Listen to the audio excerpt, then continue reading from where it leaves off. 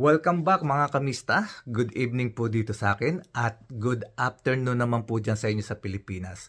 So mga kamista, meron po tayong pag-uusapan ng konti at bibigyan po natin ito ng reaksyon at komento. At kayo po ay aking ini-encourage na maglagay din po ng inyong saloobin sa ating comment section kung ano po sa inyong palagay ang inyong mga opinion at babasahin ko po yan isa-isa. Yes mga kamista, tama po ang narinig ninyo at nabasa ninyo sa title na itong ating topic ngayong araw na ito na walang iba kundi si Atong ang big boss ng ang gambling big boss sa Pilipinas. Tama po, sa title pa lamang ay nakita ninyo na mayroon pong tumutulong.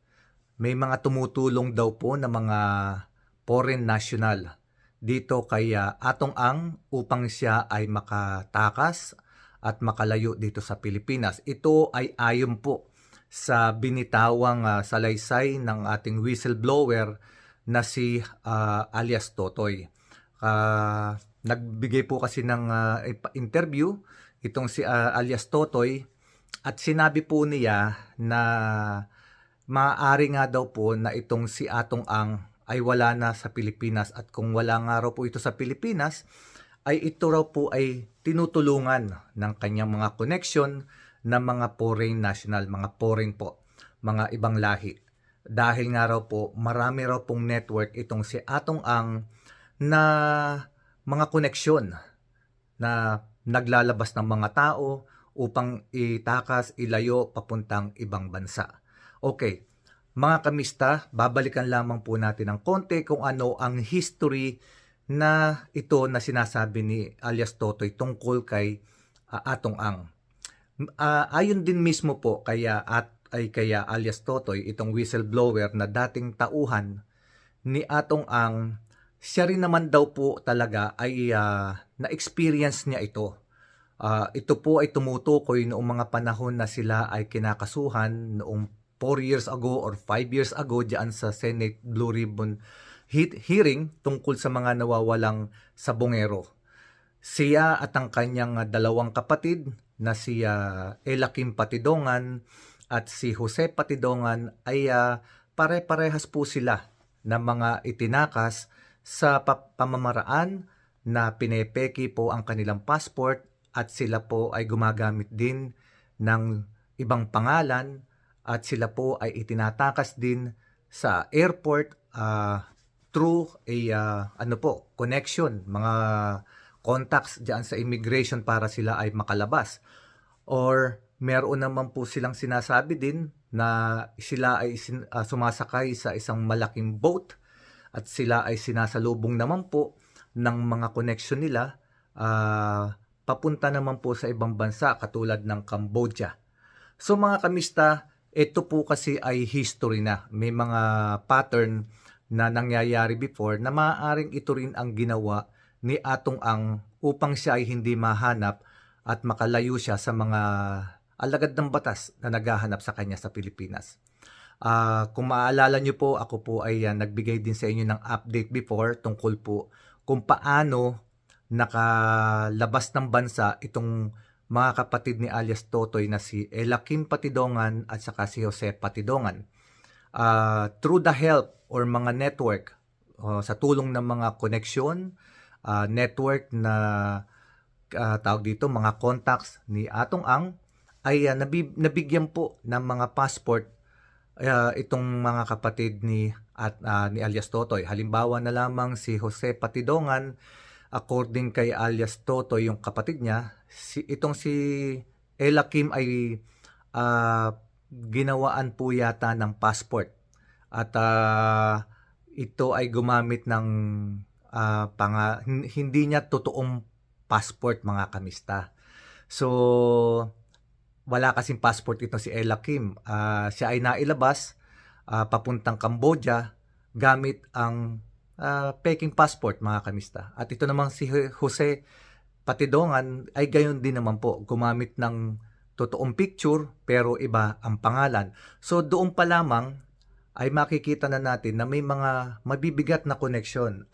Itong si Atong Ang sa Department of Foreign Affairs siguro, kasi hindi naman po basta-basta makakapagpagawa ng isang official document katulad ng passport kung ikaw ay walang connection sa loob at wala kang kasabwat. Ito po yung nangyari noon. Naitaka sila gamit ang peking passport, peking pangalan, although picture nila ang nandoon, nailabas sila papuntang Cambodia.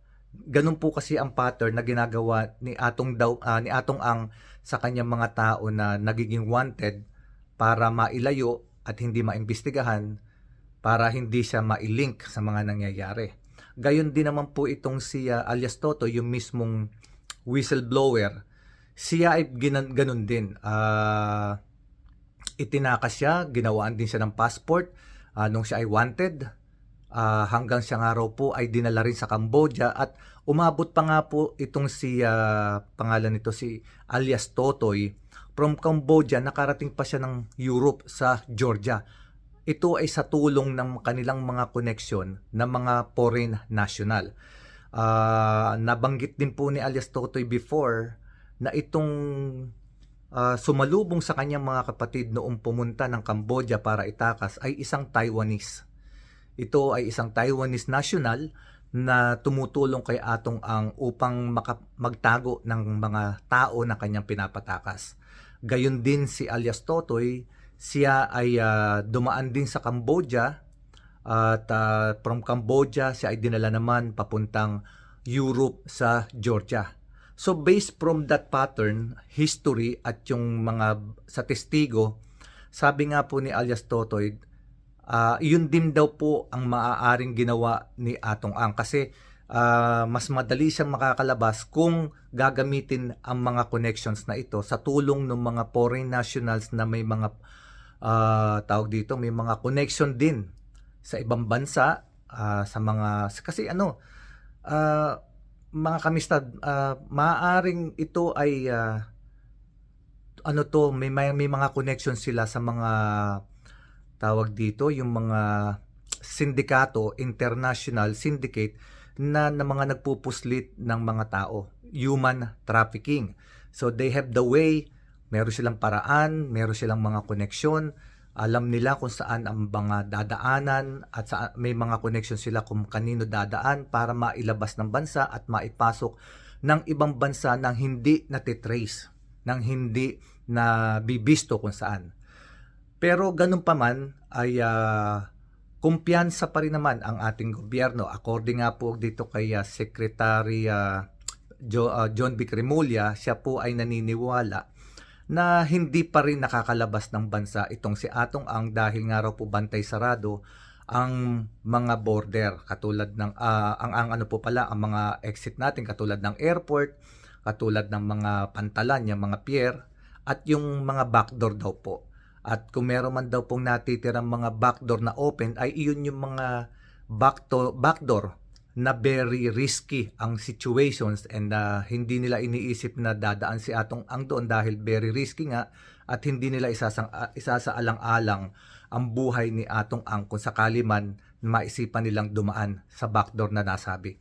So mga kamista, ayon din po rito ay napag-usapan na sapat na nga raw din po. Kasi kini-question po sapat na raw po yung, according kay John Vic ay Remulla, sapat na raw po yung 10 million na pabuya para sa ikahuhuli o ikadarakip ni Atong Ang. Kaya dahil daw po sa mga sumusunod na kadahilanan. Unang-una, kasi kung tatapatan daw po ni Atong Ang or dodoblehin o titriplihin ang lahat ng mga huhuli sa kanya, halimbawa, may lalapit sa kanya, sir, alam ko kung nasaan ka, o may tumawag na, alam namin kung nasaan ka, pero hindi kami kikibo. Paano naman kami? Halimbawa, mga ganun. Baka sabihin ni Atong, sige, gawin kong 50 million, wag mo lang ako ituro, wag mo lang akong pakialaman, basta wala kayo nakita. So, according kay John Vic, so sa ganun sitwasyon, sa dami ng tao mag-i-interest dahil dinodoble niya, ay maaari daw pong ma-fed off itong si Atong Ang at tuluyan na lamang na ma-pressure na magtago at sumurrender dahil gagatasan lamang siya ng mga taong nakadikit sa kanya or mga nakakaalam kung nasaan siya.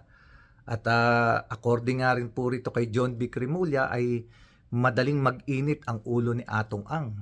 Kaya hindi niya papayagan na meron din naman na nanggagancho sa kanya. At sa kanyang pananaw ni Secretary Remulla, sa ganung paraan maaaring ma-pressure itong si Atong Ang at magpahayag ng pag-surrender. Pero hindi natin yan masasabi mga kamista, walang nakakasigurado sa ganyang sitwasyon kasi hanggang ngayon walang nakakaalam kung nasaan si Atong Ang. At according nga din po kay Julie Patidongan na yung mismong whistleblower, ay maaaring hindi rin daw po alam ng mga abogado ni Atong Ang kung nasaan si Atong. Kasi raw po, hindi raw po ipinapaalam ni Atong sa kanyang mga lawyer kung saan siya pumupunta or saan siya nag-i-stay. At ang tanging nakakaalam lamang daw po ng kinaroroonan ni Atong Ang sa mga oras na ito, kung ito man ay nasa bansa or nasa ibang bansa na, ay bukod taming mga anak lamang ni Atong Ang makakaalam. Yun po ang sinabi ni alias Totoy dahil itong si alias Totoy talaga ay naging halos parang ama na itong si Atong Ang. At according kay Atong Ang din naman ay itinuturing din niyang halos parang anak na o kapatid itong si alias Totoy na whistleblower. Kaya kabisado ni alias Totoy ang mga kilos at diskarte ni Atong Ang kung saan man po siya magpupunta or maglalagi. At sinasabi nga niya, minsan nga raw po ay maraming binibiling property itong si Atong Ang gamit ang ibang pangalan. Para sa ganun po, pag may itinatago siyang tao, ay gumagamit ito ng mga property na iyon na hindi nakapangalan kay Atong Ang. Kaya hindi po matitrace kung nasaan yung mga taong itinatago. So maaaring ganun din daw po ang sitwasyon na ginawa rin ni Atong Ang. Kung nasa Pilipinas siya, ay maaari daw pong nagtatago si Atong Ang doon sa mga property na ginamitan niya ng ibang pangalan, hindi sa kanya nakarehistro, na kaya hindi matrace ng gobyerno kung nasaan siya. At kung siya po ay nakalabas na ng bansa, ang sabi ni alias Totoy, possibilities are siya po ay tinutulungan ng mga foreign national, ng mga ibang lahi na kanyang koneksyon upang makalabas ng bansa at mailayo at makarating sa mga bansang kung saan man niya nais magtungo o pumunta. Dahil ito po ay mga organized, syndicate organized connection na talagang ang trabaho ay magtakas ng mga tao at magtago ng mga tao at mailayo papunta sa ibang bayan. So mga kamista, so itong nangyayari ngayon, marami ng na spekulasyon kasi ilang araw na rin, akala ng iba mas magiging madali lamang, pero yung pala isa pa humahaba ang panahon, lumalakad ang araw pero walang balita, walang ugong kung nasaan si Atong Ang. Gayon din naman ang kanyang mga lawyer ay ayaw magbigay ng ng impormasyon. Katulad nga po niyan, sila mismo nagsabi, sila rin ang nag-advise na sinabi nila kay Atong Ang na huwag sumuko. I don't know, pero mga kamista, I think this is against sa kanilang mga ethics, pero siyempre sila ay bayad bilang abogado. So para kay Atong Ang, binabayaran sila ng mahal, ipagtanggol siya kahit siya'y wala.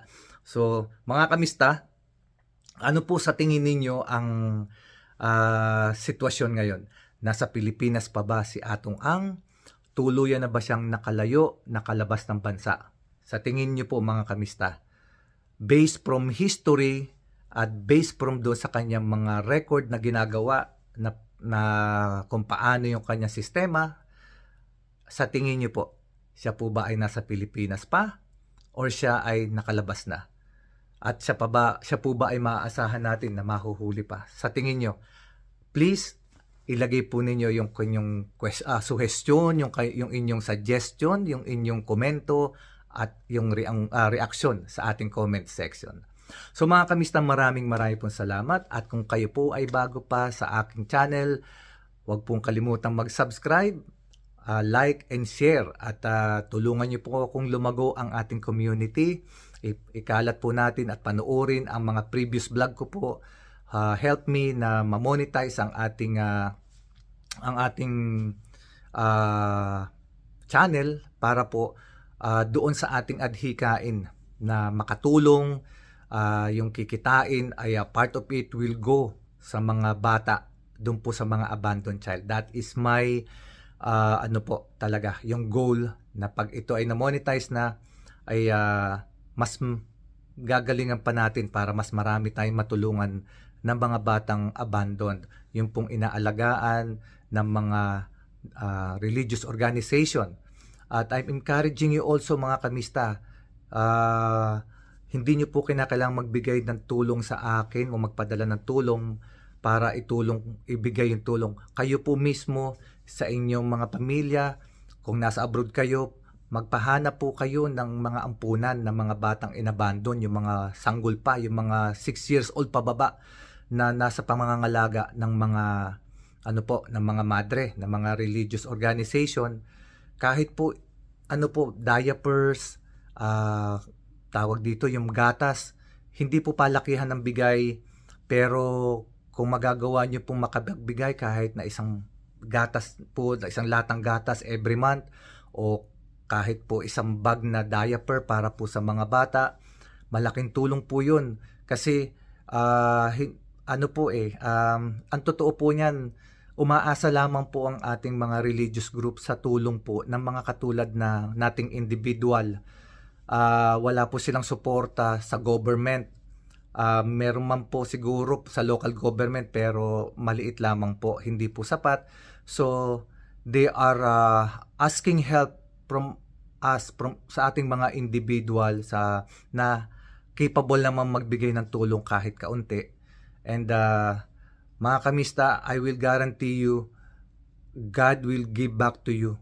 At si Lord ang bahala sa inyo kung ano man yung ibibigay nyo, malaki o maliit. In return, malaki po ang ibibigay ni Lord sa inyo, mga kamista. Maging mabuti po tayo sa ating kapwa. Tingnan po natin lalo-lalo na ang mga bata. At yung pong nasabi ko, tulungan nyo po ako na ma-monetize din po itong aking channel. At part of my earnings na majority of my earnings will go sa sa mga bata, sa mga bahay ampunan. So tulungan niyo po ako mga kamista, at sa aking adhikain. At pag yan po ay nangyari na, lahat po kayo na nakasubscribe sa akin at nanonood ng aking channel, kayo po ay parte ng pagtulong na iyon, hindi po ako. Ako po ay parang magiging instrumento nyo po lamang, pero kayo po ang magsusupport noon para po matupad yung ating hangarin. Maraming salamat mga kamista, and I hope na lagi nyo po akong subaybayan at panoorin po pati yung aking mga previous vlog mga kamista. Maraming po salamat. Hanggang sa muli, at sa mga kapatid nating Muslim, Assalamualaikum, God bless us all.